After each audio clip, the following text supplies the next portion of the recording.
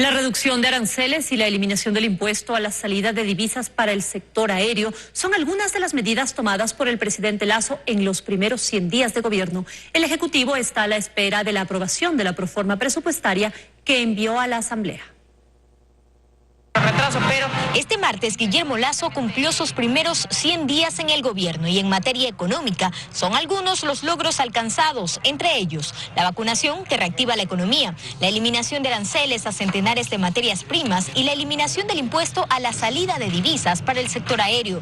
Pero la lista de quehaceres y de ofertas por cumplir aún es larga. José Hidalgo es director de Cordes. Poner en orden las finanzas públicas, reducir el gasto, pero también tiene otras tareas que necesariamente tienen que pasar por el legislativo. Las principales son una reforma tributaria y obviamente una reforma laboral. Sobre la proforma presupuestaria que el Ejecutivo envió a la Asamblea Nacional para su aprobación, el analista económico Jaime Carrera considera que es débil y sobreestima ingresos, pero puntualizó que más allá de eso hay que tener algo claro. Mientras haya déficit, que en este caso supera los 5.000 millones de dólares, se necesita de más deuda. ¿Quién va a financiar ese déficit? El Fondo Monetario, los multilaterales. Porque si no lo hacen estos organismos, el Ecuador colapsa o tendría que tomar deudas colocando bonos basura al 12, al 13% de interés. Eso no es posible en el país, no es viable, no se debe hacer. E hizo un llamado a la Asamblea y otros sectores sociales. Tiene que entender la Asamblea Nacional. Tienen que entender los políticos.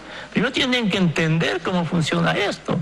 No oponerse ciegamente al acuerdo con el fondo, a las reformas tributarias, arreglar los temas fiscales y por otro lado exigirle al gobierno, al país, más recursos para esto, más recursos para lo otro. Hidalgo señaló que para él la principal medida de ajuste es continuar con el sistema de banda de precios en los combustibles y hay que reducir el gasto ineficiente del Estado.